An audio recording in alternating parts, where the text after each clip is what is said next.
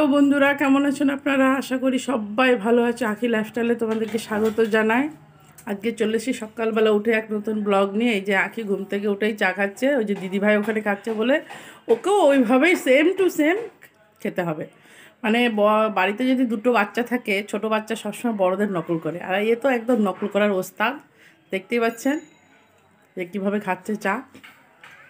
আচ্ছা বাবা, তুমি কি খাচ্ছ? কি ওটা? চা? দেখি কেমন করে খাচ্ছ, দেখি একটু। আমি খাবো না, তুমি খাও, তুমি খাও। ও বলি। আচ্ছা, আজকে এক নতুন রেসিপি নিয়ে আসছি। নতুন রেসিপি হচ্ছে কি, সকালবেলা উঠে আমার বড় মা বলেছে একটু লুচি খাবে। তা ভাবছি লুচিটা মানে সাধারণ লুচির মতো না করে একটু মুগ ডাল দিয়ে লুচি করব। দেখুন তো লুচি রেসিপিটা। এই যে মুগ ডাল নিয়েছি 1 কাপ মতো, নিয়ে ওটাকে ভেজে নিচ্ছি। বেশি ডিপ ভাজবো না, হালকা লাইট করেই ভাজবো। এখন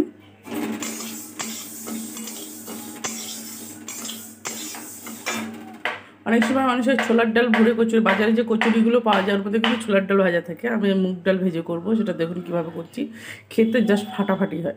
লুচি করবো আর আলুর তরকারি করবো তার সাথে। পুরো রেসিপিটা দেখার জন্য আমার ভিডিওটা দেখবেন, মাঝখানে স্কিপ করবেন না।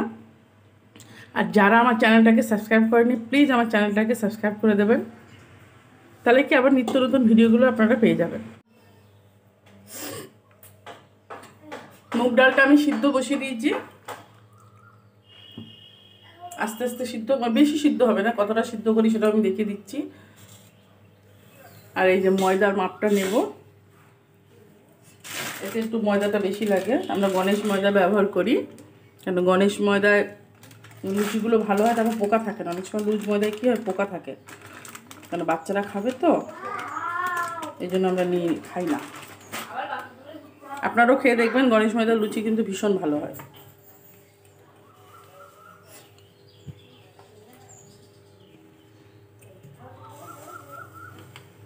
একটু লবণ দেবো,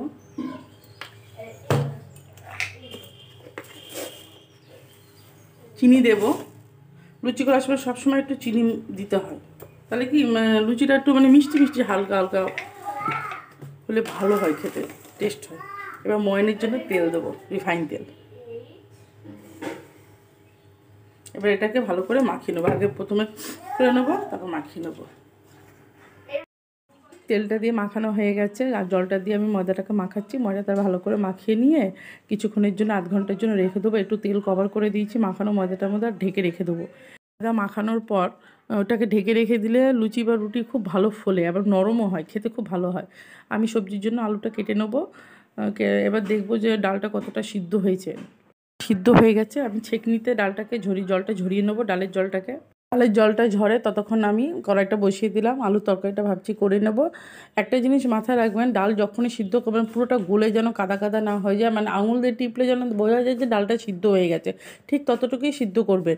আর জলটা ঝরে একদম পুরো জলটা যখন ঝরে যাবে, তখন ওটাকে ভালো করে হাত দিয়ে ম্যাশ করে নেবেন। করে নিয়ে তারপরে বানাতে, সেটা কী করে বানাবো, ওর মধ্যে আর কী কী দেবো সেটা আপনাদেরকে দেখাবো। এখন আপাতত আমি আলুর তরকারিটা বসিয়ে নিই। কড়াইটা গরম হয়ে গেছে, তেলটা দিয়ে দিয়েছি। এবার ফোড়নটা দেবো। আজকে একটু অন্যরকমভাবে আলুর তরকারিটা করছি। সবাই তো কালো জিরে দিয়ে আমরা আলুর তরকারি খাই, কিন্তু এটা কালো জিরে দিয়ে করব না। আজকে 5 ফোড়ন, শুকনো লঙ্কা, তেজপাতা ফোড়ন দেবো, আর হিং দেবো, আর একটু আদা ঘষে দেবো। এই ফোড়নে আলু তরকারিটা করব। এই ফোড়নে আলু তরকারিটা করলে জাস্ট ফাটাফাটি হয়। তবে রান্না করে দেখবেন অসাধারণ লাগবে খেতে। একবার না রান্না করলে বুঝতে পারবেন না। এই জন্য অবশ্যই আমি সবাইকে বলবো একবার অন্তত ট্রাই করে দেখুন, খেয়ে দেখুন কেমন লাগে। ভালো না লাগে একবারই খারাপ লাগবে, এরপরে তো লাগবে না। এই যে তেজপাতা, শুকনো লঙ্কা ফোড়ন, এই যে তেলটা গরম হয়ে গেছে, আমি তেলের মধ্যে এবার ছেড়ে দেবো। দিয়ে একটু ভাজা ভাজা হবে বেশ ভালো সুন্দর করে। তারপরে আমি ওর মধ্যে সামান্য হিং দেবো, আর আদাটা ঘষে নেবো। আদা ঘষাটা দেবো একটু, দিয়ে হালকা যখন ভাজা হয়ে যাবে, তখন আমি আলুগুলো ওর মধ্যে দিয়ে ভালো করে সুন্দর করে কষাবো। আলুর তরকারি কিন্তু অনেক রকমভাবে রান্না করা যায়। এমনি আপনি সামান্য কালো জিরে দিয়েও, ফোড়ন দিয়েও রান্না করতে পারেন, আবার জিরে ফোড়ন দিয়েও করতে পারেন, বা পেঁয়াজ ফোড়ন দিয়েও করতে পারেন। কিন্তু এইভাবে রান্না করলে না লুচির সাথে বেশ অসাধারণ লাগে খেতে। আমার তো ভালোই লাগে, আমার মেয়েদেরও ভালো লাগে খেতে। আমার বড় মেয়ের ভীষণ ভালো লাগে, আমি এইভাবে মাঝে মাঝে রান্না করি। আজকে যাই হোক ও লুচিটা খেতে চেয়েছে, তো ভাবলাম এইভাবে আলুর তরকারিটা করি আর রান্না করে আপনাদের সাথে শেয়ার করি, তাই ভিডিওটা শেয়ার করলাম। এই ভিডিওটা কিন্তু পুরোটাই দেখবেন, না দেখলে কিন্তু বুঝতে পারবেন না যে আলুর তরকারিটা তাহলে আমি কেমন রান্না করেছি। যে হিংটা দেখেছেন দিচ্ছি, আদাটা দেওয়ার পর একটু ভাজা ভাজা হয়ে গেছে বলে হিংটা দিয়েছি। এই যে আলুটা দিয়ে এবার ভালো করে কষাবো। অনেকে আছে আলু কড়াইতে দেওয়ার পরে সামান্য একটু ভাজা হয়ে গেলেই জল ঢেলে দেয়, কিন্তু খবরদার এটা করবেন না। সবসময় মাথায় রাখবেন যে সবজিটা ভালো করে কষাবেন, যতটা সবজির জলটা না মরে যায়। নাহলে কী হয় বলেন তো, সবজির যে কাঁচা একটা ভাব থাকে না, একটা গন্ধ দেখবেন, একটা সবজির একটা কাঁচা কাঁচা গন্ধ হচ্ছে, সে কেমন একটা গন্ধ করবে। অনেকে দেখবেন মশলা দেওয়ার পরে না ভালো করে কষায় না, তেল ছাড়া অব্দি কষায় না, কিন্তু দেখবেন কেমন গন্ধ বেরোয়। যতই সে ভালো রান্না করছে, তেল মশলা সব কিছু বেশি বেশি দিচ্ছে, কিন্তু তরকারিতে সেই স্বাদটা হচ্ছে না, কেমন একটা গন্ধ হচ্ছে। এই জন্য সবজিটা ভালো করে কষাবেন আর মশলাটা অবশ্যই ভালো করে কষাবেন। এবারে মশলাটা ভালো কষা হলো কি না হলো সেটা বুঝবেন কি করে, সেটার জন্য একটা ব্যাপার আছে। মশলাটা ভালো কষা হলো কি, মশলাটা সবসময় খুন্তির মাথায় নিয়ে গিয়ে আপনি নাকে শুঁকতে পারেন, দেখবেন একটা কাঁচা গন্ধ থাকবে। যখন হয়ে যাবে তখন দেখবেন কাঁচা গন্ধ বেরোবে না, তখন দেখবেন বেশ সুন্দর একটা ফ্লেভার বেরোয়, তখন বুঝতে পারবেন যে আপনার মশলাটা কষানো হয়ে গেছে। এই যে আমি আলুর মধ্যে লবণ হলুদ দিয়ে দিয়েছি, দিয়ে আলুটাকে ভালো করে ভাজছি, আর একটু ভাজবো। ভাজা হয়ে গেছে আমার, হয়ে যাওয়ার পরে যে আমি জল ঢেলে দিয়েছি। এবারে লবণ হলুদ দিয়ে আমি এটাকে একটু কিছুক্ষণ রেখে দিই যাতে সিদ্ধ হয়ে যাক।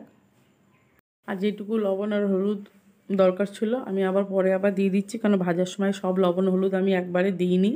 এই যে আবার আমি পরে একটু হলুদ দিচ্ছি, লবণে দেবো আর চিনিটা দেবো একদম যখন আলুটা পুরো রান্নাটা হয়ে যাবে তরকারি, তখন লাস্টে সবার লাস্টে চিনিটা দেবো স্বাদ অনুসারে, যার যতটুকু প্রয়োজন। কেউ বেশি মিষ্টি খেলে বেশি মিষ্টি দেবে, কিন্তু এটা বেশি মিষ্টি ভালো লাগে না, যেহেতু লুচির সাথে হালকা হালকা ঝাল থাকবে আর মিষ্টি থাকবে। এই যে তরকারিটা প্রায় হয়ে এসছে, দেখুন আমি এভাবে মাখামাখায় নামিয়ে রেখে দিয়েছি।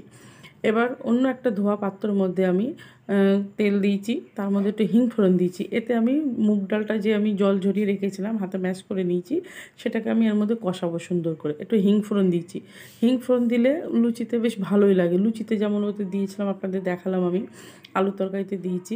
এবার ডাল বাটাটা করেছি, তার মধ্যে একটু হিং ফোড়ন দেবো, খেতে অসাধারণ লাগবে। ডোটা হয়ে গেছে, ভালো করে কষে নিচে রেখেছিলাম। এবার ময়দাটা, এই যে মাখানো ময়দাটাকে আমি আলগা করেছি, থালাতে ঢেকে রেখেছিলাম। এরপর ময়দাটাকে কড়াইটাও বসিয়ে দিয়েছি, দিয়ে যে তেল দিয়ে দিয়েছি পরিমাণ মতো। তো সবসময় মাথায় রাখবেন যে লুচি ভাজার সময় যদি পরিমাণ মতন তেল না হয়, তো কখনও লুচি ফুলবে না, নরম হবে না, কেমন একটা শক্ত হয়ে যাবে। যা ময়দাটাকে একটু আমি ম্যাশ করে নিলাম, নিয়ে এবার পুরগুলো ভরবো আস্তে আস্তে করে মধ্যে। পুর কিন্তু পরিমাণে বেশি কিন্তু না, অল্প করে পুর দিতে হয়, বেশি দিলে কিন্তু খেতে ভালো লাগবে না, তখন একটা মনে হবে যে ডাল রুটির মতন ভাব চলে আসবে। এই যে আমি অল্প করে পুর দিচ্ছি, দেখে নিন কতটা পুর। এই যে এইভাবে ভরবো আমি, এভাবে ভরে এবার ভেজে বেলে নেবো। তেলটা গরম হয়ে এসছে, আর বেলার সময় কখনো তাড়াহুড়ো করে বেলবেন না, মানে আস্তে করে বেলতে হবে, যেহেতু ওর ভেতরে পুরটা রয়েছে। বেশি তাড়াহুড়ো করে বেললে কী হবে, ফেটে যাবে, তখন তেলে দিলে কিন্তু সব তেল ঢুকে যাবে, আর ভেতরে যে ডালটা রয়েছে সেটা বেরিয়ে আসবে, খেতে তখন ভালো লাগবে না। তখন লুচি মনে হবে লুচি খাচ্ছি না, তো পুরো তেল তেল অয়েল অয়েল একদম লাগবে, ওটা কিন্তু ভালো লাগে না। আমার মেয়ে কিন্তু ভালো খায় না। এই যে আমি বেলে নিয়েছি, আমি তেলের মধ্যে ছেড়ে দিলাম। দেখুন পরিমাণ মতন তেল দিয়েছি, কীভাবে দেখুন আস্তে আস্তে ফুলে উঠবে।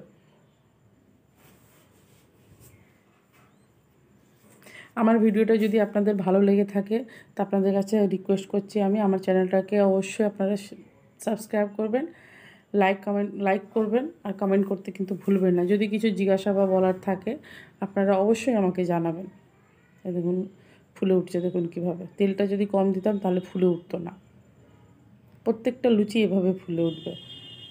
এখন বানিয়ে নিয়ে ঝটপট করে আগে মেয়েদের দিই, কেন ওদের খিদে পেয়ে গেছে খুব জোর।